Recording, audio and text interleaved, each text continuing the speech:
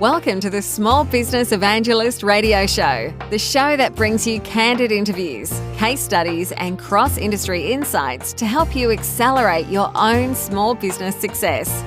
Here's your show host and small business evangelist, Jack Schoenberger. Welcome to the show, everybody. Today, I am going to be having a conversation with Trish Leto. Trish is a Navy veteran, and she is a fast-rising star in the world of Instagram training, coaching, consulting, and she also offers done-for-you services for Instagram marketing for small and medium-sized businesses. So, Trish, welcome to the show. Well, thank you, Jack. Thank you for having me. It's a pleasure to be here. It's an honor to be completely honest with you. It took me a while to get scheduled on here, but I'm glad that I'm here. So thank you. Well, to let everyone in the audience know, I've met Trish through an online Facebook group called Vetpreneur Tribe, and was actually established by Andrew O'Brien. Trish is a fellow military veteran, and so I'm considering this another veteran showcase episode. Trish, can you tell us a little bit about your journey from what made you go into the military, a little bit about background of your family? I think looking at your family history, you come from some entrepreneurship back there, and to your journey to where you are today. Absolutely, Jack. Again, thank you very much for having me, and I'm happy to tell the story. So my name is Trish Leto. I grew up in the Hudson Valley of New York. I literally grew up on the Hudson River. I tell people that all the time because my father was in the Navy years and years ago, and he was a warehouse manager in New York, in Newburgh, New York. And he had a couple of boats, so I'm the youngest of four kids. We'd get on the Hudson River every weekend, especially during the summertime. And we would, we'd go down the river, up and down the river, and just have, really fun weekends as a family. And my dad was I think he was on a destroyer when he was in the Navy.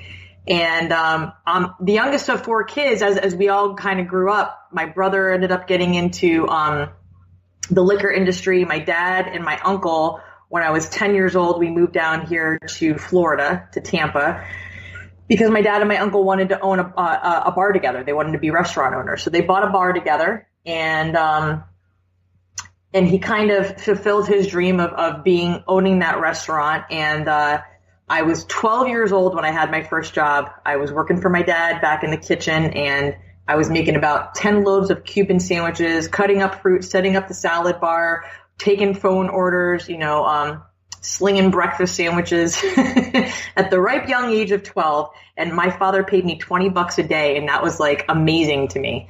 It would be amazing to me if my dad paid me $20 a day right now, to be honest with you. But yeah, I was 12, and, it was every summer. I obviously went to school during the school time, but in the summers hit, I was working for my dad, and then he had a catering company. So my father was always a salesman, though, always. And he shook hands with people first and got to know them always before he did any kind of business with them. And my dad had, he'd tell a joke. He'd make people laugh always. My dad's, he's still with us, and he still does that to this day. But I joined the Navy because by the time I got to 18 and I was ready to graduate high school, none of my other brothers or sister joined the military. And I think that my dad had this little twinkle in his eye that he'd hoped that one of his kids would go in the military. And I didn't see myself going to college. To be honest with you, I hated the concept of school. I never wanted to go to college. I didn't like the idea that I had to read a book written by somebody back in 1932 and then write a book report about it if I got nothing out of it. So if I was going to read a book, I wanted immediate gratification. I wanted to read something or learn something and immediately put it to work. So, and I wanted to travel. So I joined the Navy. I was a helicopter mechanic in the Navy for 4 years. I got out when I was 22 years old. August of 2000, I was honorably discharged. I came back to Tampa, and I stumbled into the mortgage industry. I say stumbled because it was kind of an accident. I wasn't really looking to do that. But there was no military equivalent to what I was a helicopter mechanic in the Navy, and I got out, and the only way that I would be able to do that is if I got my airframes and power plants license certification in the civilian world. And I just got done turning wrenches for sometimes, 20 hours a day for 4 years, and covered in jet fuel and hydraulic fluid and the most disgusting chemicals ever. I had no desire to ever do that again. And so I kind of, I got in the mortgage industry. I was doing this thing, and I was making really good money in the mortgage industry. I worked for about 3 or 4 different companies throughout the time that I was in it. And I got laid off from a company when the market crashed. We all remember the subprime crash of, it was like October of 2007. I was one of the last companies. I worked for a company called Lehman Brothers, was the big one, the big umbrella. But the company I worked for was B&C, and they had completely shut down. And I lost my job. I was out of work for 7 months. And I was making over $80,000 a year at that time. So to go from $80,000, no matter how much money I had saved up, to go to nothing, absolutely nothing, for 7 months. Every single job I applied for, I didn't get in because I didn't have a college degree and I had no experience in that field. And they didn't want to hire somebody who was a mortgage professional because I wasn't FHA certified. I didn't know how to do VA loans. Jack, it was horrible. I had to take the word mortgage completely off of my resume in order to get a job. And the first job I got was, I was an administrative assistant for a multi-million-dollar law firm. And I was making $14 an hour. I was living back with my parents. It was probably one of the most humbling experiences of my life. I literally had to start back from the ground. And so I got into this, and right around this time is when Facebook had gotten to be big. Like, I'd been on Friendster. I'd been on MySpace. I played around reading articles on The Onion. There were, a couple of things I played around with Huffington Post a few times, but, MySpace and Facebook, like Facebook had just really started blowing up at that time. And I was pretty active on it, but I didn't know anything about doing anything with it online. So I got this job at the law firm, and I had picked up some more, more traits, more things I knew how to do. And then, out of nowhere, there was a mortgage opportunity again. It was to be work at a call center, which I wanted nothing to do with, but I needed to get I felt like I needed to get my foot back in the door on the mortgage side.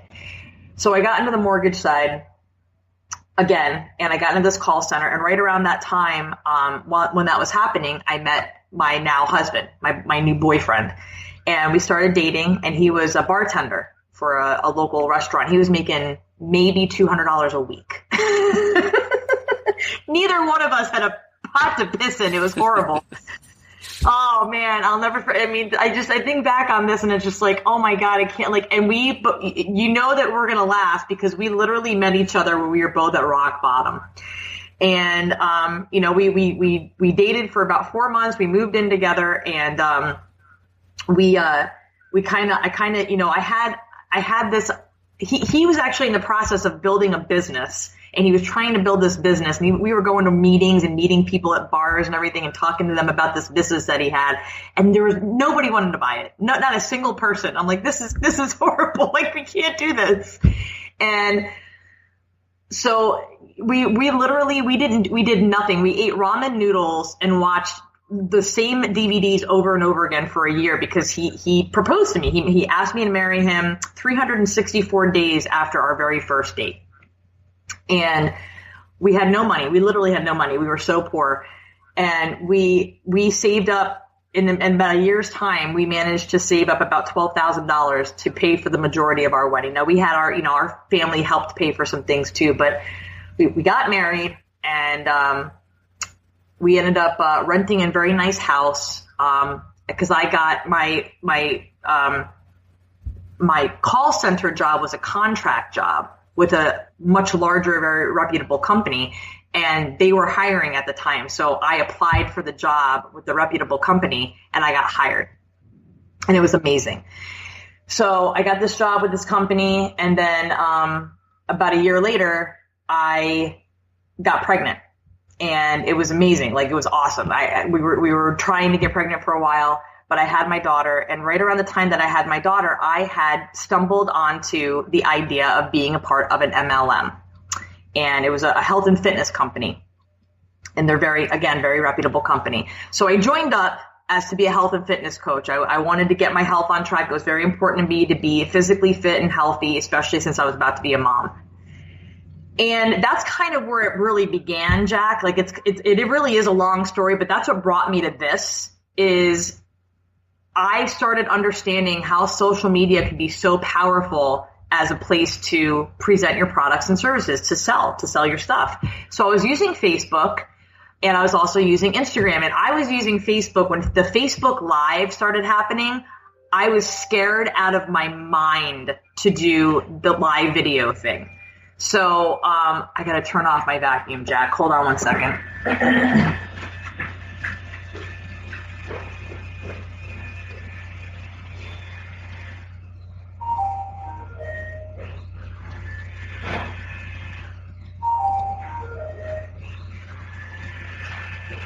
Sorry about that. The Roomba went on. Yeah, no worries. All right. Like I said, I'll clean this up afterwards. And we'll okay. So now we know that happened. So where was I? Okay. So I did my very first Facebook Live, and it scared me. It scared me big time. But I went live and I was talking about my products, and it was just, again, it was like it was a product vomit thing because I didn't know what I was doing. I had no clue what I was doing. It was, hey, here's this challenge pack. Buy it now. It's on sale. Buy it now. Did I mention that I'm a coach? Oh, yeah, I'm losing weight. Everything's great. Life is wonderful. Rainbows and butterflies. Buy this, buy this, buy this. That's literally, that was my sales pitch. Because I didn't know what I was doing. And so cut to about 2 years later, I was very, very frustrated. I had people who were doing business with me.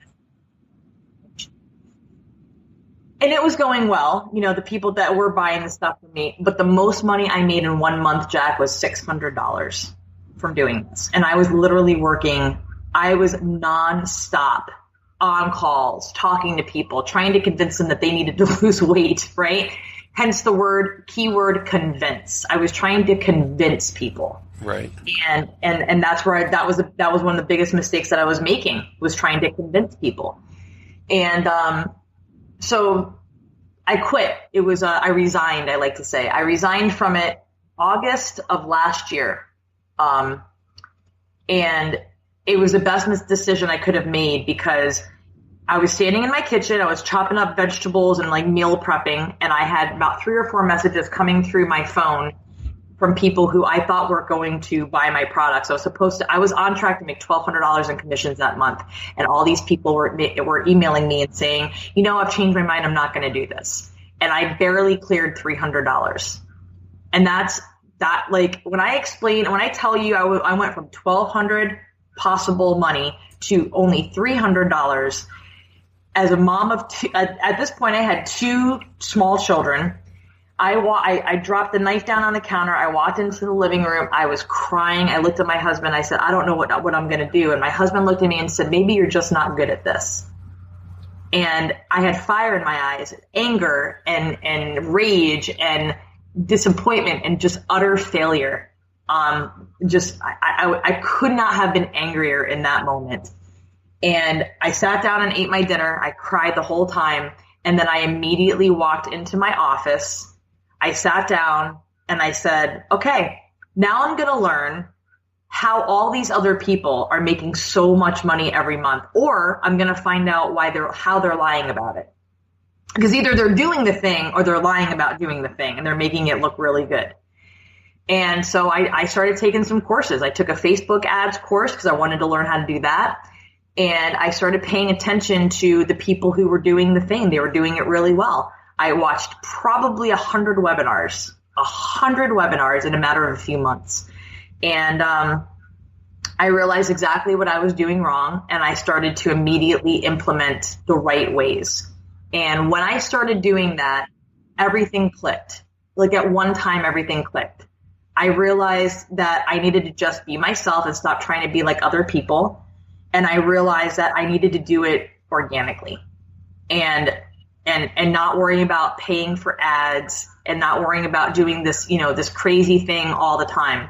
So that's what I started doing, and it started happening. And then it kind of turned into, because I've always used Instagram as my primary platform, or my secondary platform, I should say. So then my Instagram started growing really fast because I was sharing my journey. I was telling people, hey, you know, my business failed and this happened and that happened. And I was being super transparent. And before I knew it, I gained over 1,500 followers in like 2 months. And it just kind of exploded, Jack. Like everything just kind of happened.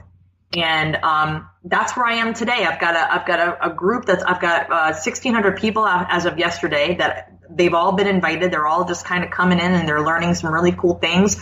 I go live and I'm building relationships and it's just a lot of fun. And the reason why I'm doing this is because I don't want other people to deal with what I dealt with back in October of 2007 when I got laid off and I didn't have a plan B. I understand. I mean, one of the main reasons I really wanted to get you on here is the fact that I am basically Instagram illiterate, and for many, and for the most part, I see that it is a great sales channel, but I always pictured it as being like, you know, if you're really fit and good looking, you could, you know, you could like mention things that you used to be that way and people like rush to buy it because they wanted to look like you, and that type of thing. But when I have been lurking in your Facebook group and listening to your lives, what I see is that you have a really wide range of businesses and even freelancers that are having huge success, that are outside the fitness industry. So can you tell me, you know, what businesses can really leverage Instagram to grow their business?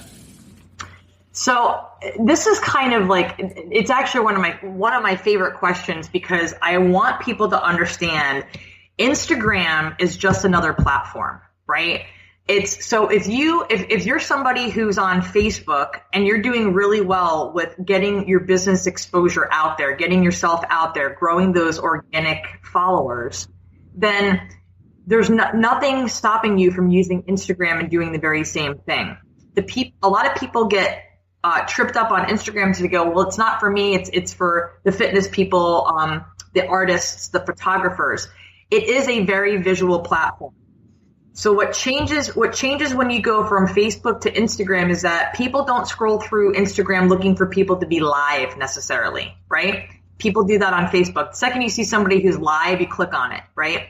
On Instagram, it's very visual. So it's, you know, the travel blogger who's showing people, hey, or food, right? If you see a food video on Instagram, you're going to stop and you're going to watch somebody put that food thing together because it looks delicious and you're hungry, right? So the most important thing with Instagram to remember is you want your content to be attractive, right? You want to attract your ideal person, but it has to have context.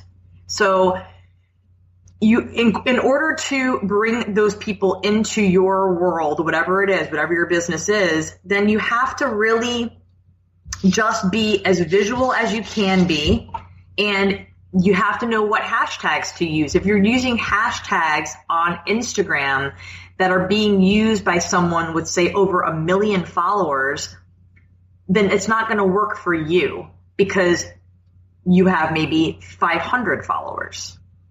So the idea with Instagram, with your specific business, is you want to rank within your niche's feed.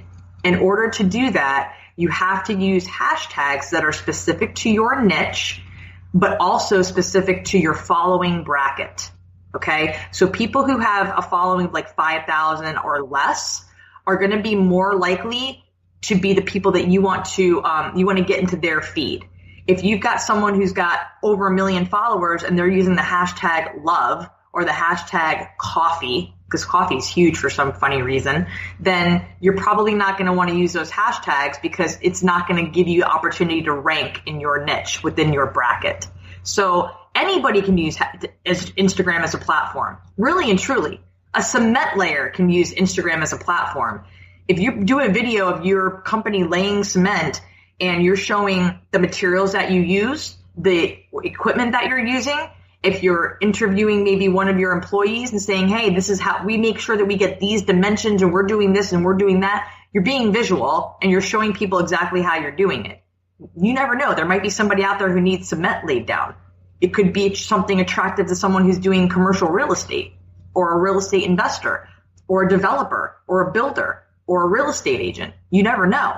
So don't think that your business isn't invited on Instagram. You just have to know how to get it out there the right way.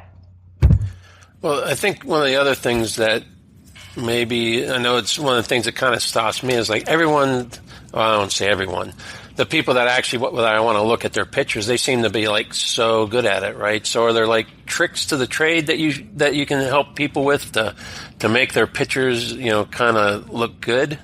Yes. So every single picture that I post on my Instagram account is from my iPhone. So if you've got an iPhone, a smartphone, whatever, there's so many filters that you can use within your iPhone. You can turn a video into black and white, right? Sometimes a black and white video is something that people are like, oh, it's black and white, it looks nice. It is, I can't tell you how many simple little tweaks will attract more people to click on your thing. Adding a little bit of music, you can do all of this with the app iMovie too. iMovie, you can turn your, for free. This is specifically to iPhone. I can't speak to Samsung, Galaxy, and all that because I don't have those phones. But there are plenty of folks out there on YouTube that can show you how to do stuff like that. You can also use Instagram. So there's filters within Instagram. You can cut videos, edit videos a little bit, add a filter, make it look really funny. You can also use Instagram stories. So that's like the Facebook Messenger, your day. Instagram stories, you can go in and they've got filters like Snapchat has filters where you can, for those of you out there, even if you just want to play around with it, you can, turn your face into a puppy dog or a cat. Let me tell you how many people are doing that, and they get a ton of exposure on their business because they do that, right? If you've got kids, be relatable. Use those filters with your kids. Show that you're a real person. Yeah, Jack, you run a podcast, but you also have a little girl, right? Yep, sure do. And when your little girl is sitting in the chair with you while you're doing a podcast, you could do an Instagram filter with, puppy dog ears or rabbit ears, and it's adorable. And it makes you look like, hey, here's an everyday guy with his little girl, and it's really cute. You might attract more people to your business by doing that. I'm not saying you have to do that, but that's a little trick that's kind of helpful for people. So you can use the filters in your phone, or you can use different filters in Instagram.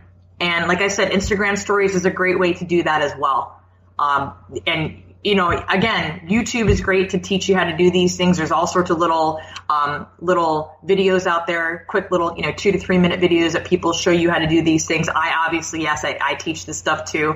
But that's a really good way to kind of attract people into your business by using the different filters and things like that. If you are somebody who's a foodie, natural sunlight makes food look amazing. So I hold my plate up to the window and I get my phone really close to my plate, and it'll focus in automatically and take the picture, and I'll post it. And then I'll use a hashtag like no filter in order for people to be attracted to those no filter photos. That seems to be a big one. So I'll do that often. I definitely going to I think I might even let my daughter do the filters. That would probably be even more fun to see what she can make me look like while we're doing it. That was a great tip, and I appreciate the insight into the picture taking pictures too, because I'm glad you mentioned the natural light, because when I have tried to take a picture of something that I think looks absolutely amazing in the dark restaurant, it never comes out right for me. So now I know why. So thank you for that. Absolutely. You mentioned about using these things to grow your following. I noticed that, recently you talked about your Facebook group. It's exploding right now. How did you get, you blew past 1,000 members very quickly. How did you accomplish that? What were some of the strategies you were using to grow your Facebook group? So if you have to edit this out, I understand, but I'm hoping that you let me say this. One of my biggest mentors in business in general is a gentleman by the name of Arnie Giske.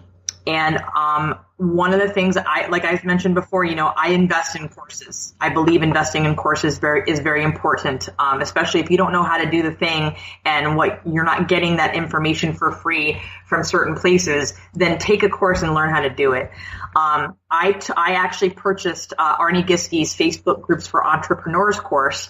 And when I tell you that he drops so many nuggets of gold in that course, that's his purpose in life, is to learn how to do all this stuff. So what I'm doing is implementing it. And some tips that I can give you that I have implemented that I find to be very, very strong is, more importantly than anything, Jack, people want to talk about themselves. So in my group, I allow them to do that. I keep my group spam free, and people respect that a lot. So I don't let people just drop their link. I have like themed days. So in my group, we do Mindset Mondays. I let people kind of talk about where they might be struggling with keeping their business mindset focused and having a clear vision for their mission. On Tuesdays, I do a Talk to Me Tuesday, where I ask people, I invite people, and each week I try to differentiate the dollar bracket. But some Tuesdays I'll say Talk to Me Tuesday, and I'll invite them to drop a $100 or less offer for their business. So, for instance, I think you've done this whole thing where you've said, for $97, I'll give you tips on how to build a podcast, something like that. So you get assorted different people that they love that. They absolutely love that. And I've actually had some people that they've connected and gotten business out of that. On Wednesdays is Promo Wednesday. It's literally drop the link, whatever link you want to your business. Let's talk about what you do and how you can help people with their businesses. On Thursdays, I try to do a think tank Thursday, where I invite people to talk about ways that they're having problems with their business and they need some help. And they do that. They'll say, hey, what are some things that you're stuck on and how can we help you? And it's incredible, the conversation threads that happen on there, right? And then Fridays, for the most part, I like to do Flash Sale Friday, where I promote something of my own, or I invite other people to promote something that they have that's, typically a $300 product, but they're doing flash sale for 50% off or something like that. Or we'll do Funnel Friday, and we'll talk about funnels and how we can help people build on them. And then Saturdays and Sundays, I try to have some fun. I like to invite gifts. Some people call them GIFs, but I like to call them gifts because that's actually what they are. And, I just, more importantly than anything, Jack, is just inviting people to talk about their business and give them opportunities to engage, have some really fun topics. Sometimes some people in other groups, I see, do more controversial topics. I try to stay away from there. I try to keep my group a lot more positive, so I try not to put too much controversy in there. And like I said, we keep it spam free. So if somebody just, throws down something and says, hey, here's my thing, buy it now, we remove them from the group because we want other people to feel safe that they can promote their business and feel like they're not being pitched. So that's pretty much it. I definitely offer a lot of free advice. I've got free PDFs. I talk to every niche. We've got real estate in there. We've got travel bloggers, photographers, business coaches, other Instagram experts, Facebook ads folks. Oh my gosh. I've got a client who has an organic hair care product line, and he did a 15-minute flash sale on Instagram using my tips for free, and has sold, $3,000, $5,000 in 15 minutes. It's just, we talk about everything.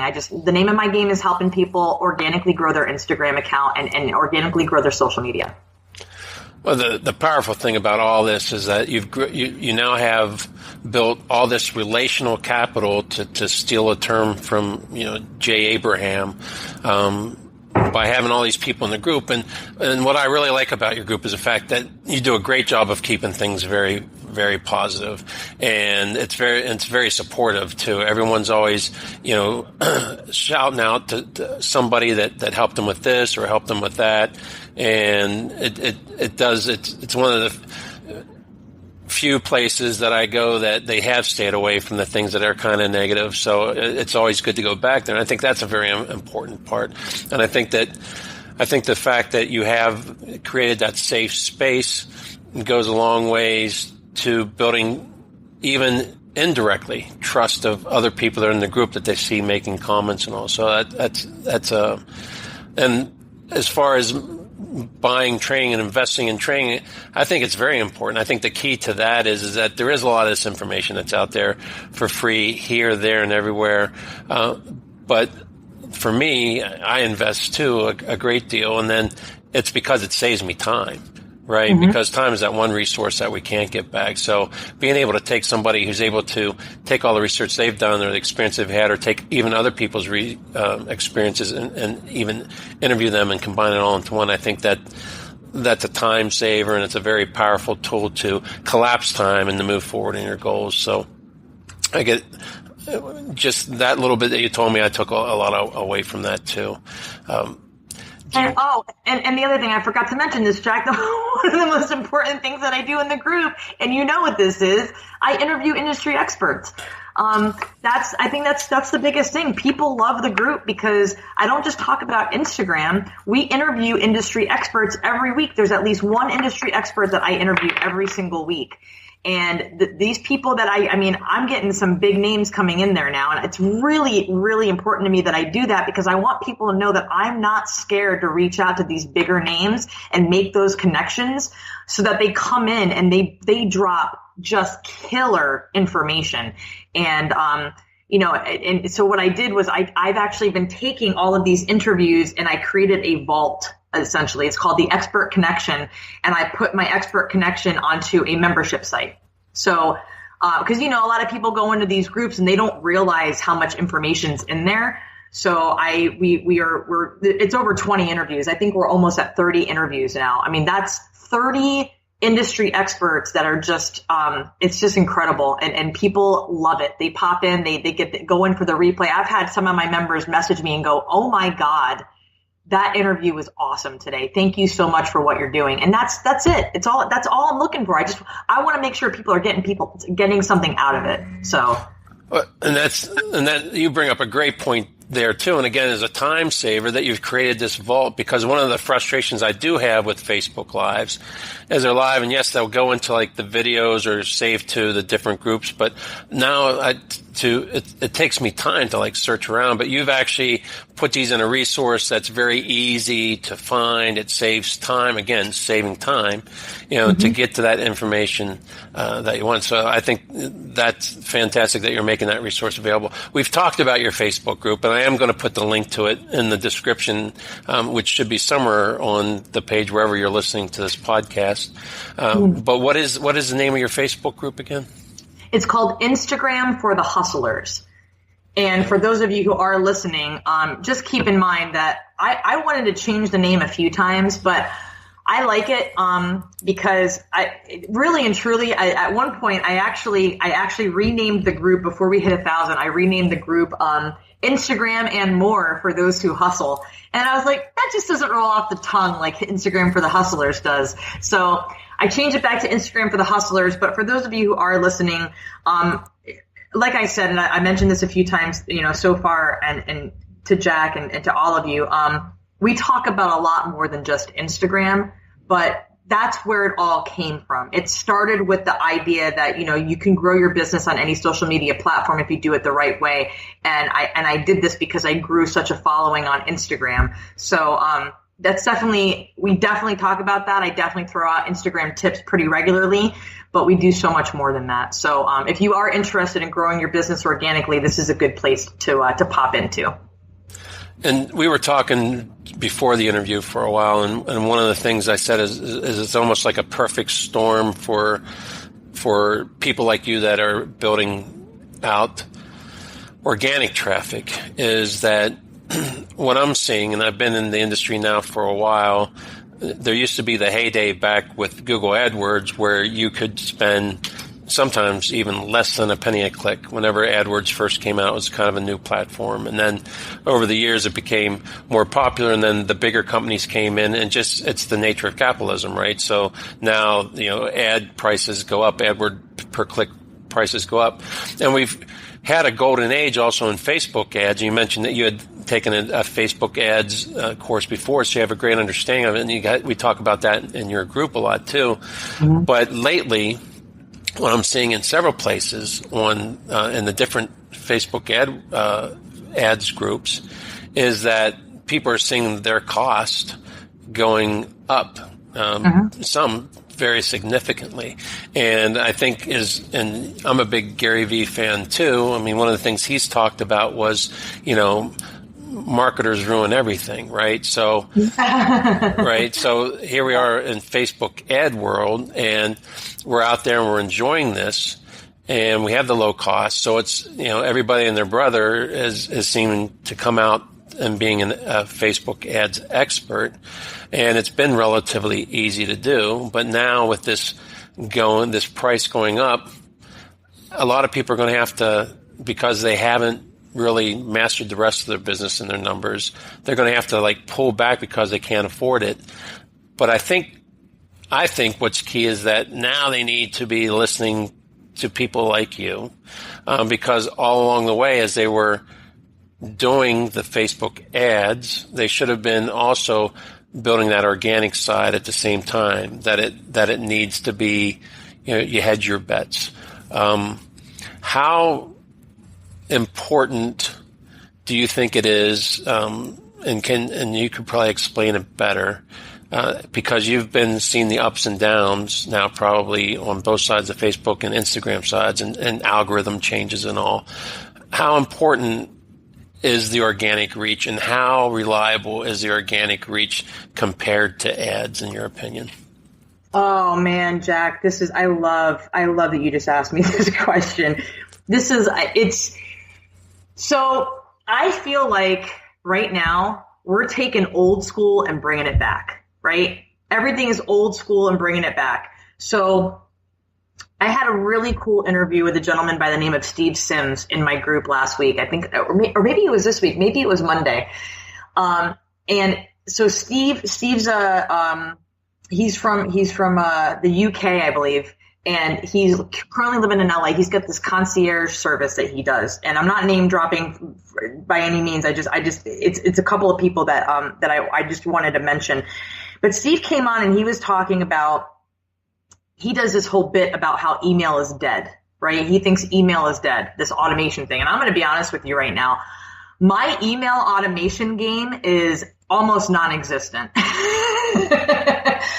I follow up with people in my group, and I use Facebook Messenger too. That's really how I email people. I certainly do email as well, but the reason why I'm bringing this up is because I think that me personally, I don't know about you, Jack, but me personally, I very rarely actually read any of the emails that I get from things that I opt into.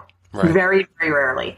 The things that I pay the most attention to are Facebook Lives, are free 5-day challenges. I'm getting ready to do one right now because I feel like I should be doing that because I want to get people to get to know me. That's organic engagement. That's building organic relationships. Podcasting, that's huge. Jack, the podcasting world is enormous right now. Vlogging, everybody loves vlogging. People love video. Video is super organic because that's how people get to know who you are really. They get to see your personality for real. You can't hide behind yourself. And I think that with email, another reason why I prefer not having too many emails out there, is because people steal ad copy every day. I want people to really keep that in mind. If you're somebody who all you want to do is email people every day and that's it, especially on Facebook, if you want to do this great big beautiful ad copy and you think it's the most beautiful thing you've ever seen, somebody else thinks it is too, and they're going to steal it and they're going to make it their own. And but people can't be you. People can't literally be you. So if you do a Facebook Live or any kind of video, it doesn't have to be a Facebook Live, any kind of video, that's organic reach. That's organic engagement with people. And that nobody can steal that from you. Nobody can be you. And so I think that that's really important to kind of keep in mind. I personally am not saying that email is dead. I think that blogging is very effective. I think that that email automation thing is definitely effective, but it's going to be even more effective if you get that organic engagement up front and you know it's people who are like, wow, Trish is sending me an email. Let's see what else she's up to this week, right? Or, wow, Trish is offering this, awesome ebook for 50% off. I already like her content. I love the lives that she does. I love the strategies that she provides. I'm probably going to want to buy this thing. Right? Because I've already built that relationship up front. So I've got 1,600 people in my group, Jack, and to be honest with you, I have maybe 10% of those people I have their email addresses. I know you're going to think that's crazy, but it's the truth. You and I were talking about it a little bit before. I always tell my clients because I learned a hard lesson. After I had resigned to stay home with the kids because my wife was in the military and she still is. She's got a few years left to retirement, and she was always raised by her father to believe that pretty much never rely totally on a man for anything, including, your financial. So she made her promise that she would retire from the military, and he was a retired first sergeant, and he passed pretty early in her life. So we wanted to respect that wish, and for me, I always thought that was very important for at least one parent to be there for the children. So I actually resigned from a position as a vice president of a systems engineering company, which I was making very good money at. And I had decided that, like you, that you had seen these people online making money, and I didn't think they were that much smarter than I that I could recreate that. And I did. It took me about 6 months, but I basically replaced my income. But I did it using Google and SEO, and then they had a big algorithm change, and literally overnight my business kind of went away. You talked about going from 80,000 to zero very quickly, and how that, no matter how much money you have set aside, the same thing happened pretty much to me. And then my mentors that actually got me there, they were making 6 figures a month. And imagine going from that to zero. I mean, I can't even imagine for some of them what that was like. So I've told people that they really need to hold on to assets that they're own, that they should always have most of their content sitting on a website that they own. Because social media platforms could go away, right? Yes. And then you lose all that intellectual property. I've always told them to try to move people onto an email list so you have a way to contact them. But when you talk about old coming back combined with the new, and this is just me trying to share something that I'm finding useful, is that I agree that automated, templated, for the most part, emails that, especially I hate those emails where it actually forgets to fill in the autofill where it says like a hashtag, first name, hashtag, dear first name, hashtag, so it's automated. I don't like that. That drives me nuts. But yeah. Combining video now with having a list and to use another Gary Vee term, trying to scale the unscalable, right? To actually personally respond to people. There's a video product that's free, and then as you go up, they actually make you refer and get someone in there, and then you can unlock longer videos. But it's called Loom, and I think the website is Use Loom, that allows you to take that email list and make short videos, personalized videos, and you can segment your email list to different messages you want to send out to different people, right? In groups, right? Just build groups, and you can do it that way. Have you used that? Do you like that as a tool? I've actually used Loom. My buddy, again, I hope you're okay with, you have to tell me up front. Again, no, I'm fine for you mentioning other people. We're good. Okay. Yeah, no, because it's important. I do have a lot of mentors. My buddy Jason Economides actually introduced me to Loom a while ago. And I'm loving Loom because I use Loom often for my student group for my course.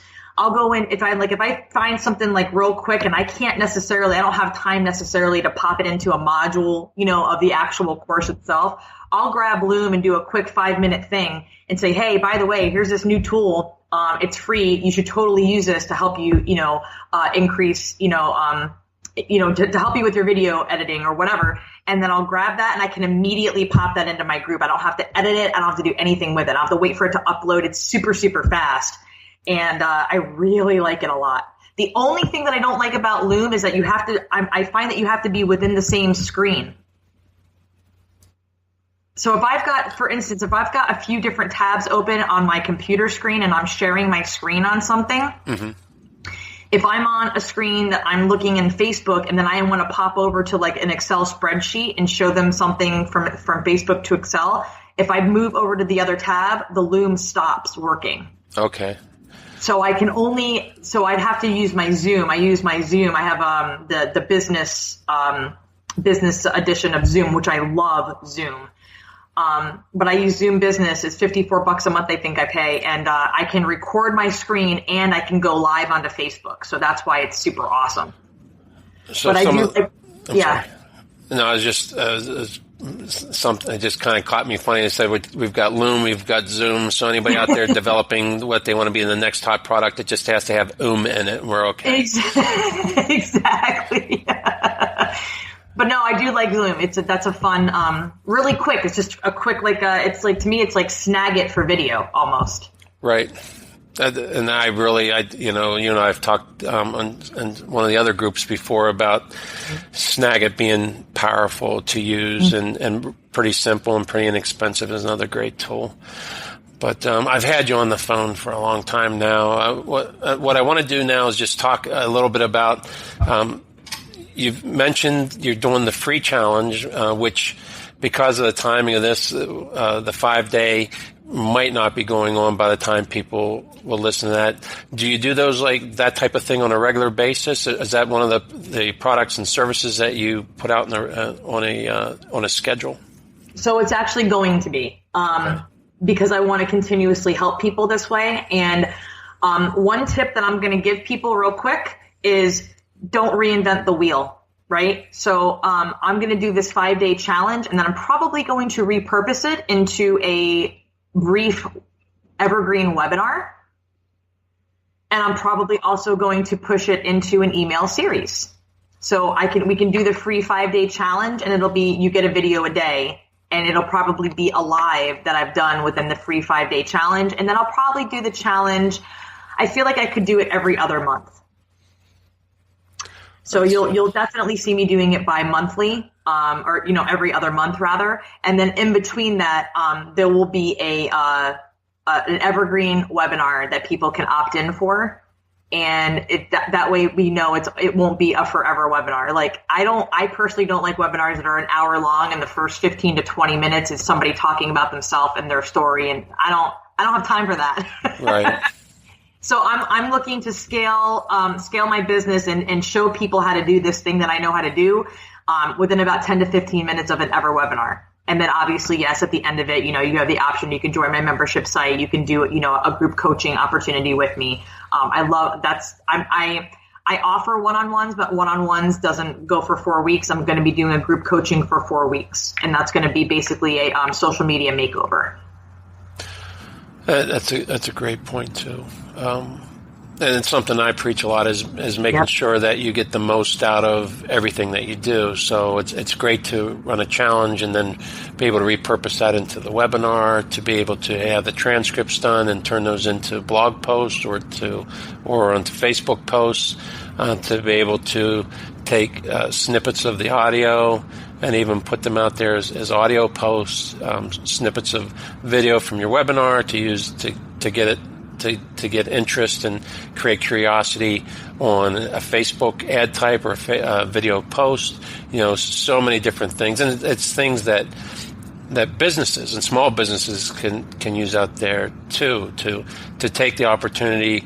And you were mentioning about using Instagram stories and all, is that if you have an event, a grand opening, a Labor Day sale, an end of month sale, an end of the year sale, and you can, especially capturing very happy customers and almost a video testimonial, or just showing them have fun in your store, or interacting with the kids, or the kids running around, just things that happen in life that people can share with what's going on. I think it's a very positive and powerful tool that small businesses can use.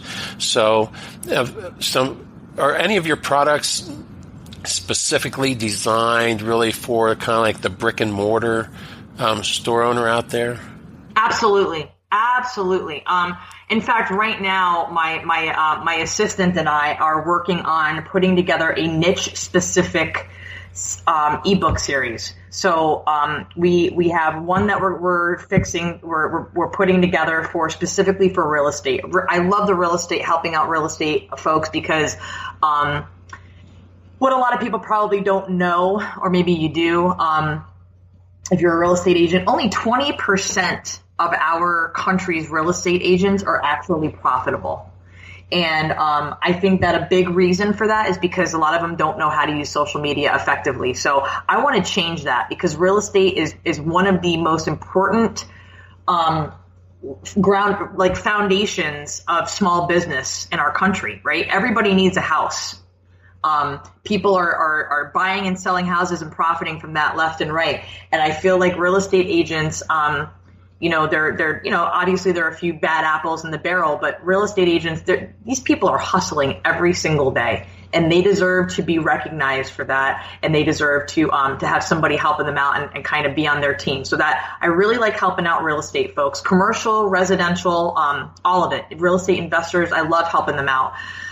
So that's one niche that I'm working on. I've got a couple other niches, like the fitness industry. They are huge on Instagram specifically, but I'm putting together ebooks for those brick and mortar folks who, business attorneys, lawyers, all of it, dentists, chiropractors, all of them. I'm putting together ebooks right now to help you with your business. And I've got a few people who have already sunk their teeth into my ebooks, and they're already seeing a big difference. And that's very exciting for me. And maybe I'll end up with, you might get flooded with suggestions, but are you open with suggestions? If people come and join your Instagram for Hustlers group on there, can they pop in there, join up, and then maybe ask you to add their business niche to the list so they can get some help with that? Could they? That would be great.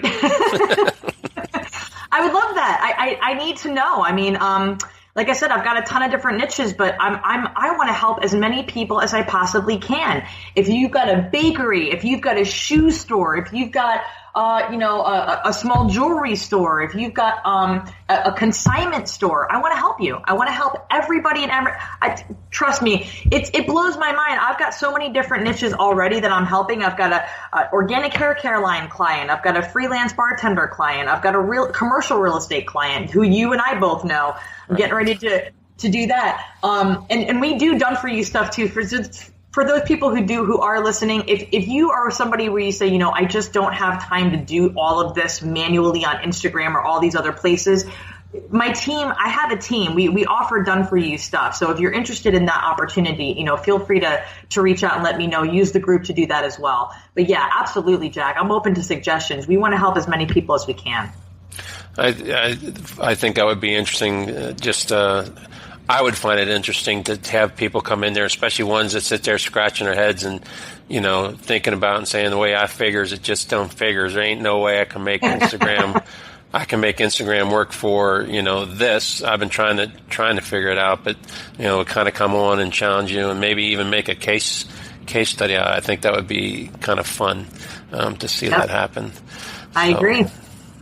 Well, we're coming up, let's see, about on the hour now, I think, maybe a little bit less because we did talk a little bit ahead of time. So, and I know you had dropped one golden nugget earlier there, but if you were to leave one last thing for our listening audience, especially knowing that this is a group of small business owners out there, what would be the one thing that you would want to leave them with? I'm going to leave them with something that has tremendously helped me in my business in the last month. Okay. If you have a bunch of tasks that you look at on any given week, any given month, any given day, if that task is going to take you more than 1 hour and you can't do it, delegate it out. And one of the ways that you can do that without paying money is every small business, there's somebody out there who wants to know how to do what you do.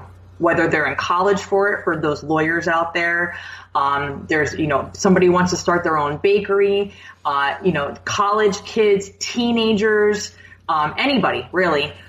put something out there on Facebook and mention that you're looking for some help and that you'll offer an apprenticeship program.